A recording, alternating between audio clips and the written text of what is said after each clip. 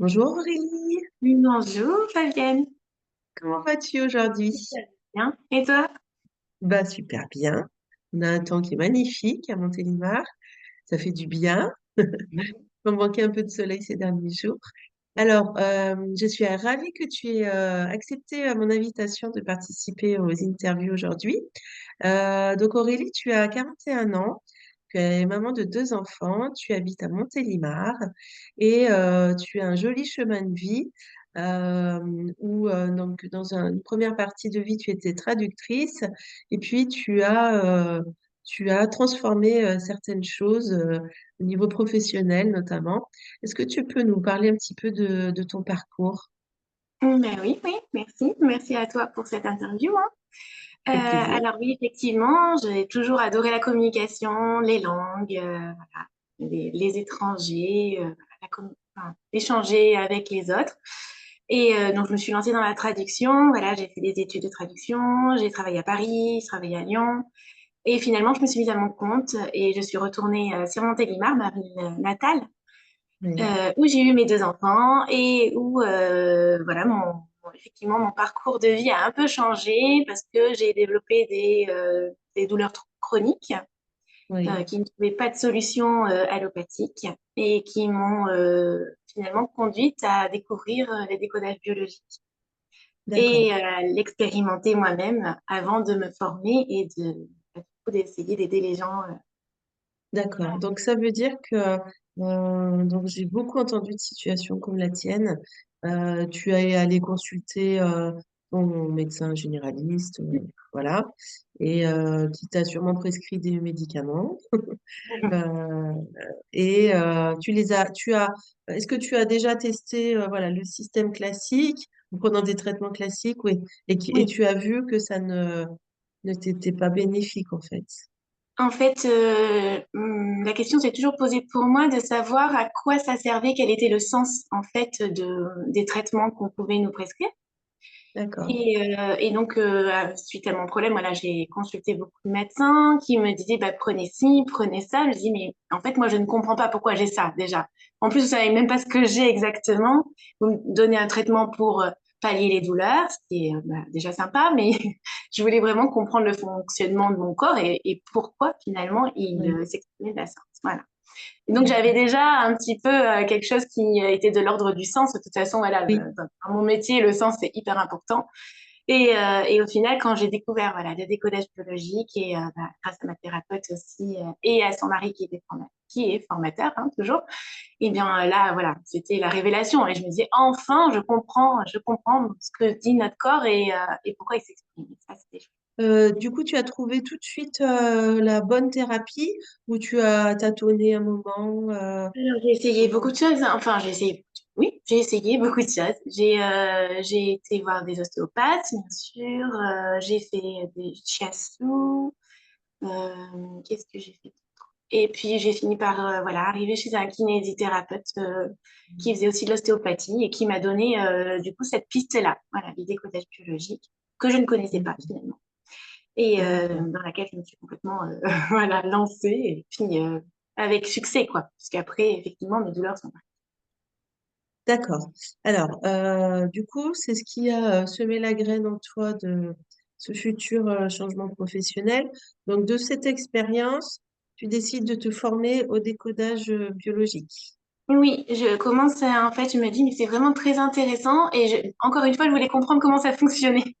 Donc, je Oui. me suis dit, bon, je vais commencer. À l'époque, c'était sous 4 modules. Je me suis dit, je vais faire le module 1 et je verrai bien si ça me plaît. Et ça m'a tellement plu qu'il me tardait de faire tous les autres modules.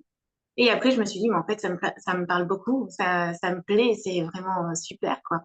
J'ai continué, voilà. Je me suis lancée complètement et je me suis dit, oh, je pourrais faire tellement de choses, enfin, aider tellement les gens, enfin, ça me touche beaucoup, ça aussi. Ça a résonné en Voilà, toi exactement. directement. D'accord. Mm. Alors, du coup, tu as fait ta formation, c'est en quelle année? Alors, c'était en 2021, j'ai commencé en 2020. D'accord. Et donc, ça a duré combien de temps? Ouais, ça a duré, alors c'est 2 jours, des modules de 2 jours, espacés de 1 à 2 mois. Donc j'ai terminé en septembre 2021, je crois. Enfin, peut-être que je D'accord. mélange un peu les dates, on perd un peu la notion du temps là. Et après, j'ai fait des compléments, voilà, de formation. Je D'accord. me suis ensuite formée à la psychogénéalogie aussi et au Reiki, voilà, les soins énergétiques, Ok. pour vraiment avoir une palette complète, enfin, en tout cas, maximum complète pour aider les... Les personnes. Alors, est-ce que tu peux, on va rentrer plus dans le détail, de nous dire comment, enfin, qu'est-ce que le décodage biologique, plus précisément? Et ensuite, quel est le lien avec la psychogénéalogie, même si on va le voir quand tu vas nous expliquer déjà ce qu'est le décodage biologique. Alors, le décodage biologique, c'est une pratique qui vise à déchiffrer un symptôme, une maladie ou un comportement par rapport à son caractère, sa nature et à son emplacement lorsqu'il s'agit d'un symptôme ou d'une maladie.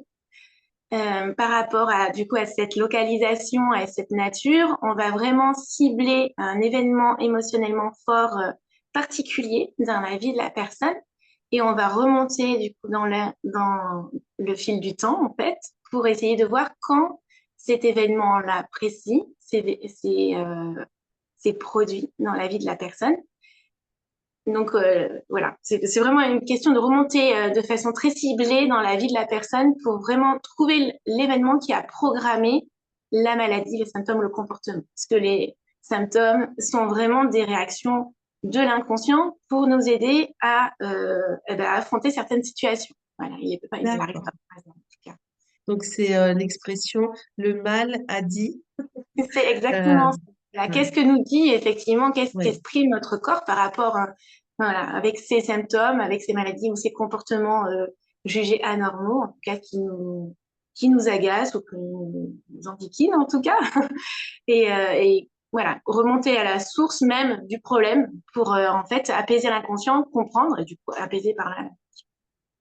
alors, donc, on vient de te voir, alors, par exemple, alors, est-ce que ça va être, on peut venir te voir quand c'est une douleur chronique? Mhm. Oui. Bon, par exemple, voilà, je prends un exemple. Voilà, j'ai une douleur chronique au genou, par exemple, au genou gauche. Alors, je viens te voir. Et du coup, décodage biologique, est-ce que tu fais, du coup, c'est la personne qui va, tu fais accoucher, entre guillemets, la personne tu remontes le fil avec elle. En fait, comment tu pratiques? Est-ce que tu touches son cou? Alors, du coup, la personne, c'est vraiment, elle vient, c'est un accueil bienveillant et dans le Oui, jugement total. Elle s'installe, voilà, comme elle veut et on c'est juste un échange verbal. Moi, au d'accord. préalable, je me suis connectée à son inconscient. C'est-à-dire que je suis allée voir un petit peu ce qui ressortait, quelle était la problématique par rapport à la problématique à énoncer éventuellement, mais la personne peut venir sans avoir vraiment de problématique verbale et claire. Je peux aussi travailler comme ça, et à partir de cette connexion, je trouve les dates auxquelles se sont produits les événements émotionnellement forts qui ont imprimé son inconscient, qui font que aujourd'hui, elle réagit de telle ou telle manière. C'est-à-dire que son corps Et réagit de... du coup, comment tu te connectes à son inconscient? Puisque là, on parle pas d'hypnose, hein. Non, On arrive à te connecter oui, à c'est, comment dire? Oui, c'est une connexion, c'est vraiment ça. C'est vraiment, je me focalise sur la personne et je demande à son inconscient qu'elle me dise ce dont elle a besoin pour la séance. Ok. C'est trop Ouais. fort? Waouh, non, c'est tout le monde pourrait le faire en fait. Il suffit juste Ah ouais, de revenir à des choses essentielles en fait, hein. d'accord. Fonctionnement de base de l'animal. Enfin, ces connexions-là, on les a tous. L'instinct, ouais, tu veux dire la partie animale, le côté instinctif? Oui. Oui, D'accord. aussi, côté intuition, le côté des Intuition. ressentis. Voilà, être vraiment dans ses ressentis aussi, pas dans juste Et le... du coup, tu dis ça passe par l'inconscient, c'est-à-dire que la personne, elle arrive, c'est pas le visuel en fait, parce que peut-être il y a des personnes, tu sais, qui, Oui, ouais, qui scannent ou j'en sais rien, enfin, oui, qui voient tout, les médiums, j'en sais rien, enfin, je sais pas les termes, mais les personnes qui voient tout de suite, elles te touchent, elles savent si hum, tu as un problème de santé ou pas. Toi, c'est alors, une moi, approche je différente. travaille...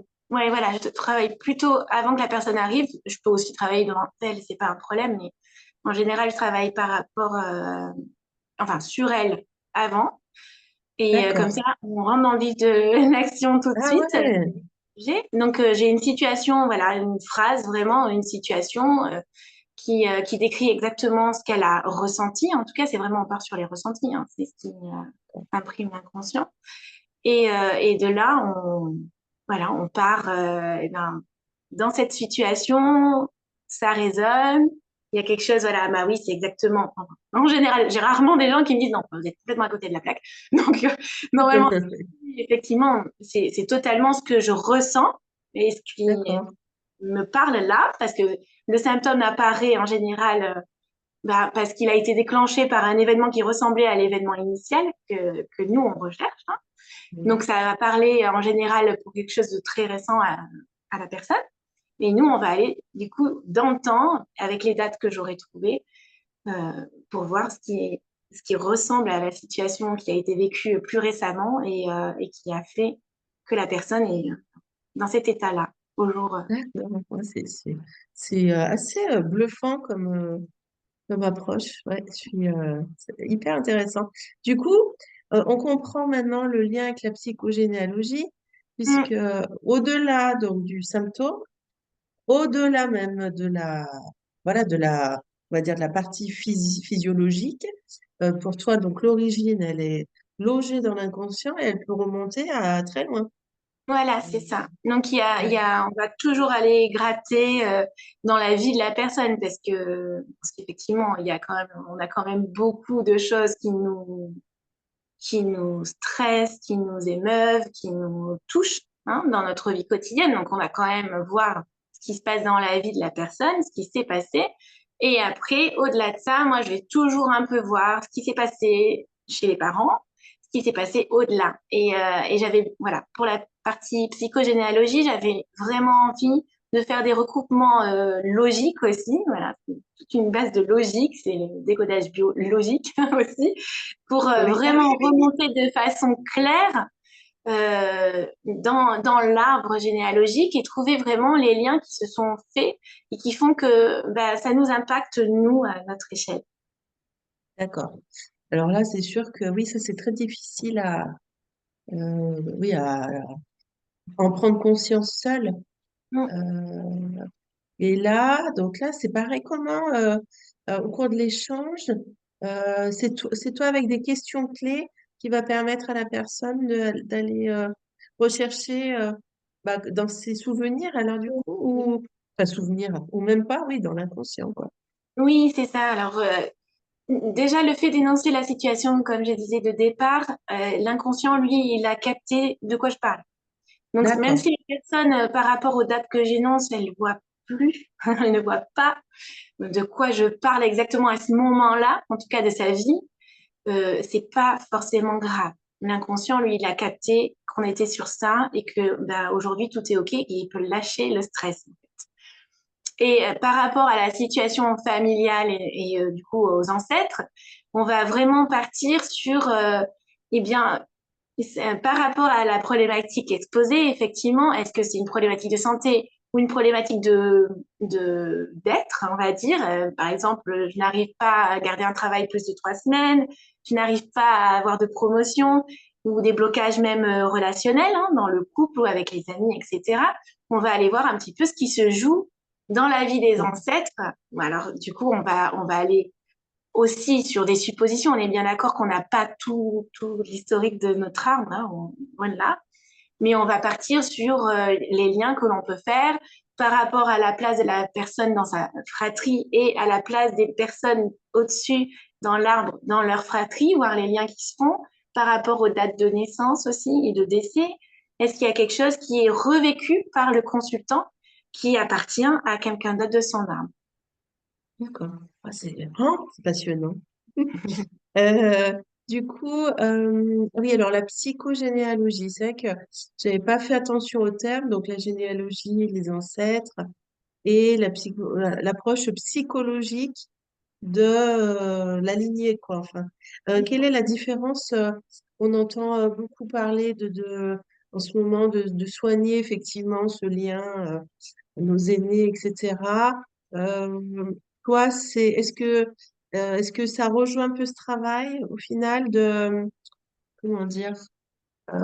Du coup, pour libérer la personne de ses maux, on va chercher des origines antérieures. Donc, on remonte la lignée et quelque part, on la soigne si on se soigne nous. Tout à fait, tout Ouais. à fait. Le fait de travailler en fait sur l'inconscient familial, hein, finalement, on est Oui, là-dessus, à plus grande échelle. d'accord. Ça libère, ça libère l'arbre, ça soulage. Ah, Alors, ça génial. soulage nos descendants aussi, hein, et ça soulage nos ancêtres. Et on regarde notre arbre avec plus de légèreté, en fait. On se sent libéré. Il y a quelque chose qu'on dépose, en fait, parce qu'on a beaucoup de poids, alors de poids personnel, comme je disais tout à l'heure, mais aussi de Ouais. poids ancestraux qui ne nous appartiennent pas du tout et qu'on peut complètement lâcher. D'accord. Ouais, c'est super intéressant. Est-ce que tu peux nous parler un petit peu, parce que tu es maître Reiki? Non, pas maître, hein, je suis Ah, praticienne. pardon. Non, pardon. Ah oui, je me suis trompée. Il J'avais n'y a pas de noté problème. maître Reiki, tu avais prêté son cabinet, donc c'est pas ça. Oui. Tu es praticienne en Reiki. Est-ce que ça a un lien avec ton activité en décodage biologique et psychogénéalogie? Est-ce que ça se recoupe Oui, ou ça se complète ouais, en tout cas, ça ça se apporte complète?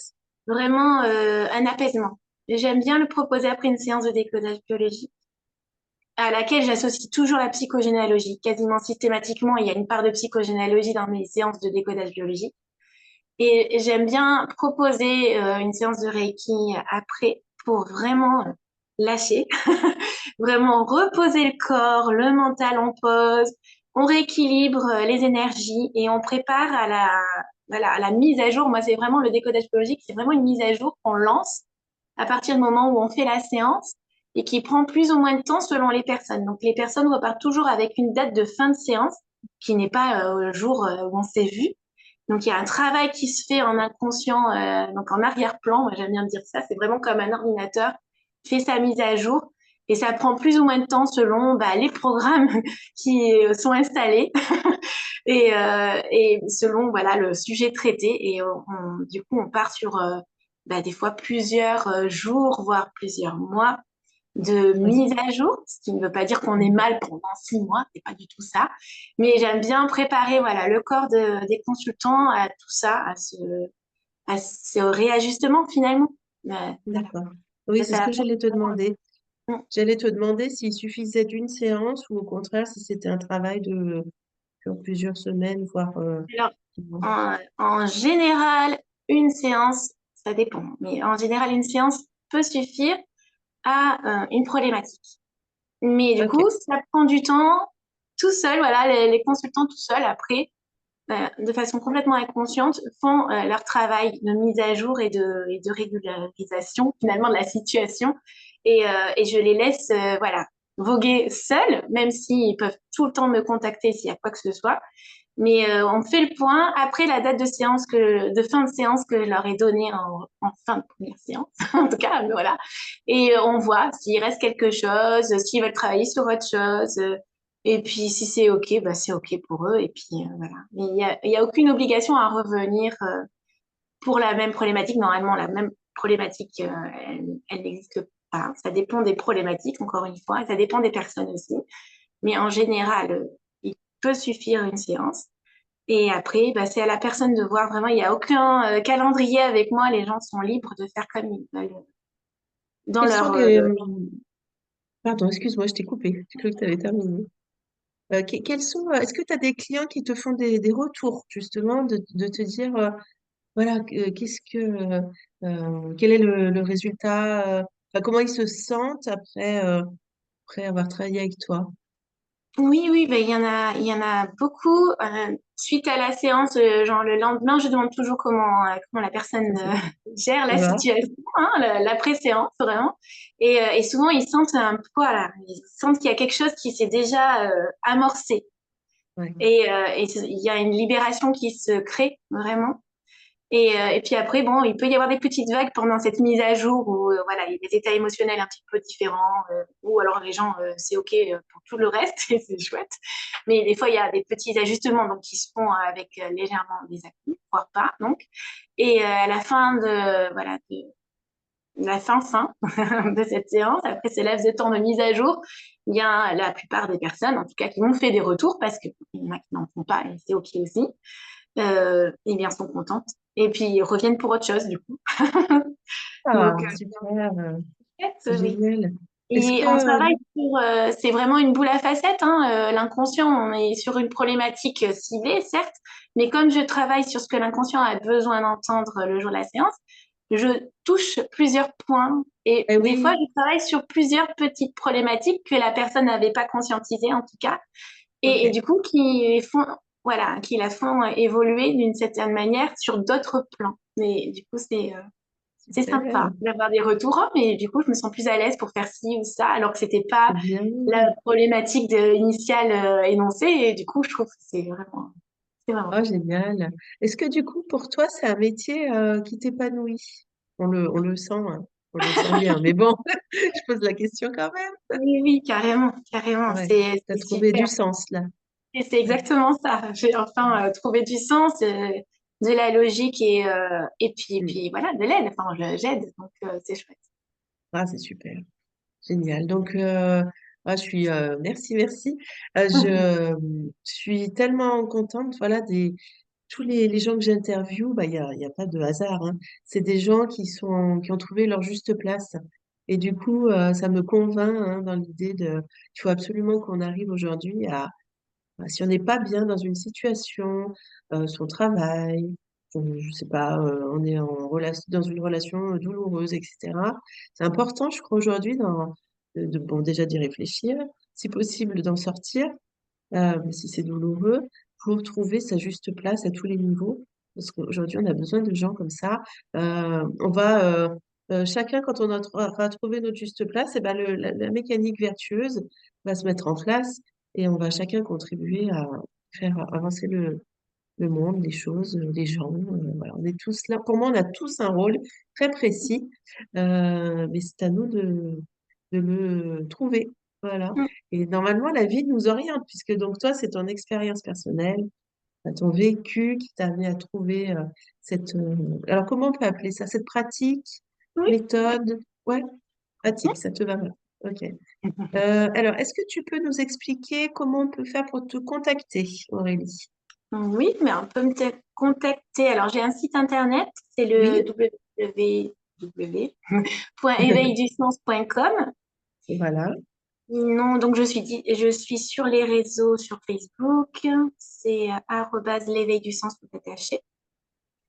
Et du coup, il y a toutes mes coordonnées, voilà, sur le site Facebook et sur mon site.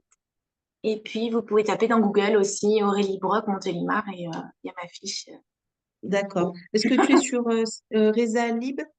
Non, Non, pas encore. non, d'accord, on t'appelle en direct. Super. Du coup, ton activité a été lancée officiellement en quelle année? Alors, début 2023. Début 2023, d'accord. Et donc aujourd'hui, tu es une praticienne heureuse et épanouie. C'est génial. Bien. Est-ce que pour terminer cet échange, tu voudrais nous transmettre un message, une citation, enfin quelque chose qui t'anime tous les jours, ton petit mantra à toi? Eh bien, il y a beaucoup de choses qui m'animent. Alors, moi, j'ai une citation que j'aime beaucoup. Alors, je ne sais plus l'auteur, je suis désolée, je m'excuse tout de suite C'est auprès de pas lui, grave. qui est encore en vie. Mais c'est l'univers est bien fait car il ne resserre tous les jours le même plat jusqu'à ce qu'on se comprenne enfin ce que l'on mange.